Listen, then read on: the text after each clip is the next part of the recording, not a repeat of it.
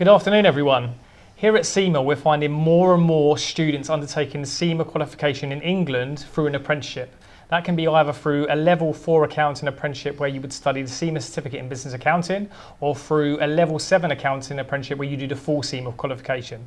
And in some cases, you can do both. And that brings me nicely on to introducing the gentleman to my left, Kалі.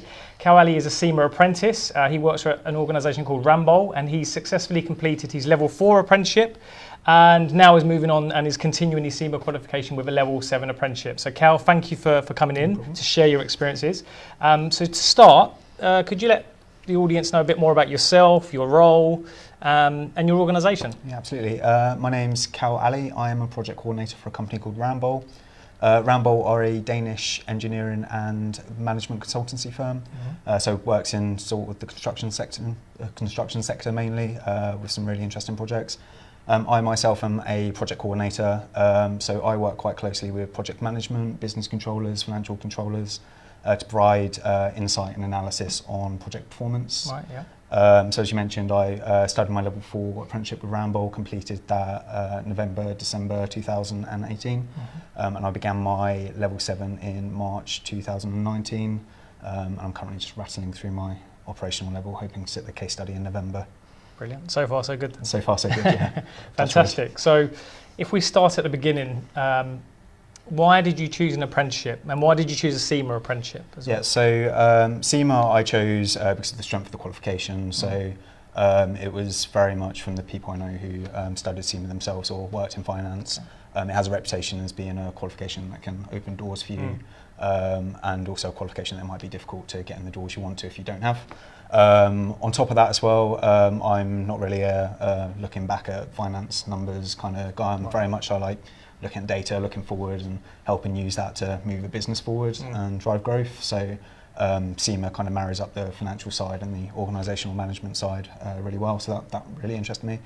In terms of an apprenticeship, as you get a little bit older, it's a bit more difficult to take time out to get qualifications because it's either really expensive or B, quite time consuming. So an apprenticeship was the perfect way to kind of get that experience on the job and the qualification I wanted. So to be able to study a level 7 qualification, one with the weighting behind it that CIMA does, and also get all the skills, knowledge and behaviour that I need to be successful in the workplace and add value, it's been fantastic. Brilliant. So as I mentioned earlier, Kалі has completed his level 4 CIMA apprenticeship. He was one of our first actually who's gone through the process, so we're very pleased to have him here. How did you find doing an apprenticeship? What was the reality of having to work full time plus having to go and do your CIMA studies?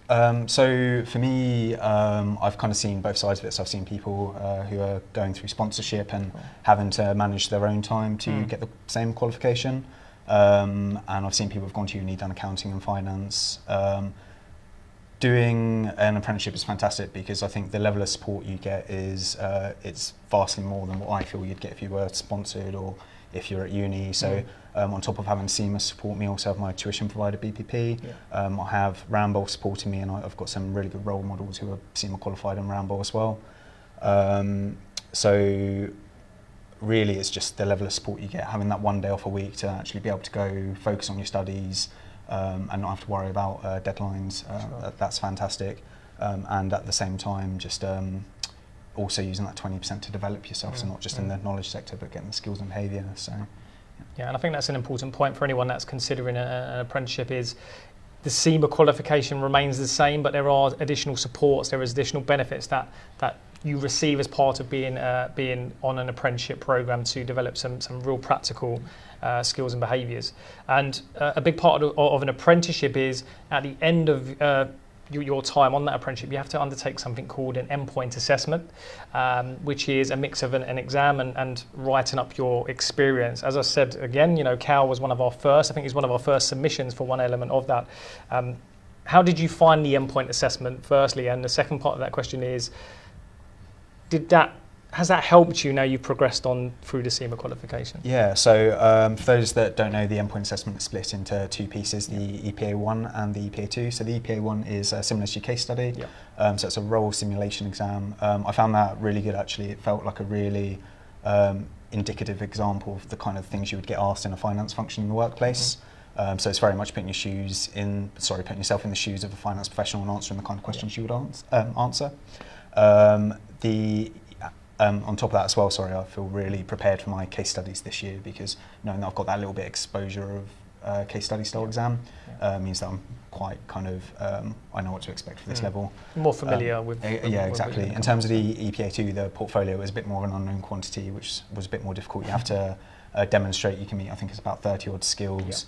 And the guidance was quite vast, so there's a lot to kind of take in and a lot to consider. But ultimately, yeah, it absolutely has helped, because I think what an apprenticeship forces you to do, it forces you to take that time out of your day to constantly reflect. So that's ingrained from us as an apprentice from day one. So by the time you get to doing your EPA2, you're in that mode of actually what went well, what can go better, what skills do I need to really succeed with this next time. So having that kind of mindset just means you're always looking to develop and improve, and you're always thinking about that. So by the time you get to the EPA2, actually it's second nature to be able to write something and really look introspectively about how you're performing. Absolutely, and I'm sure that's going to be nothing but a benefit throughout your career, not only with CIMA in the future with your practical experience, but in terms of your general progression into an organisation, which is fantastic. We've already flown through the questions, which seems amazing, but one of the last points I wanted to leave was, and this could be quite a long answer from you, is what would be your advice to anyone wanting to start an apprenticeship? So that could be an individual who's maybe looking at is A-level results day, so maybe they're looking at university or an apprenticeship, or it could be an employer. What would be your advice to them? From an apprenticeship point of view, if you're looking at an apprenticeship, I would say definitely give it a really good consideration. If you were to go through the uni route and you ended up wanting to do a CIMA qualification after you get a finance qualification, you're spending 3 years at uni to get a qualification, just to then spend maybe another 3 years to get the CIMA qualification on top of that, and then maybe another 3 years getting the practical experience you need to become a chartered management accountant. Doing an apprenticeship just puts that all together. You are getting the level 7 qualification I'm currently studying, you're getting the practical experience you need to become chartered at the end of it, and more importantly, you're always developing, you're growing, and you're just improving as an apprentice. Sorry, what was the other half of the question? In terms of if an employer was asking you, why should I bring apprentices into my business? Some of the apprentices we have at Ramble, they're amazing, energetic, enthusiastic individuals, and just you can really see the value they bring to a business with that kind of the different insight, the experience they're getting, and with the digitalisation update of the CIMA syllabus as well, they're only going to bring more and more value to a company. So from an employer point of view, I just think you've got a great opportunity to get some great future talent in your business who are as enthusiastic about driving your business forward as anyone. And they're young, they're fresh, not necessarily young, anyone can sit in an apprenticeship, but they're so ready to mould to what you need as a business. I think it's a great opportunity, and from what I've seen with the other apprentices in my organisation, just such good talent to work alongside. That's fantastic. Fantastic. Well, thank you for joining us, and congratulations on completing your first element, and good luck for the remainder of your time. I'm sure we'll be having another conversation in the future when you're a CIMA member. Hopefully you found this useful. So like I said, whether you are looking to do an apprenticeship, you're an employer considering bringing apprentices into your business. If you want to find out more from us, you can go onto our website, cimaglobal.com/apprenticeships. We've got lots of information there for employers and apprentices, and you can also drop us an email. So if you want to discuss this with us in detail, you can email us on apprenticeships@aicpa-cima.com, and we'll pop that in the comments so you can reach out to us. But thank you again, Cal, for joining us. Thank you also for joining us around the world, and hopefully speak to you soon.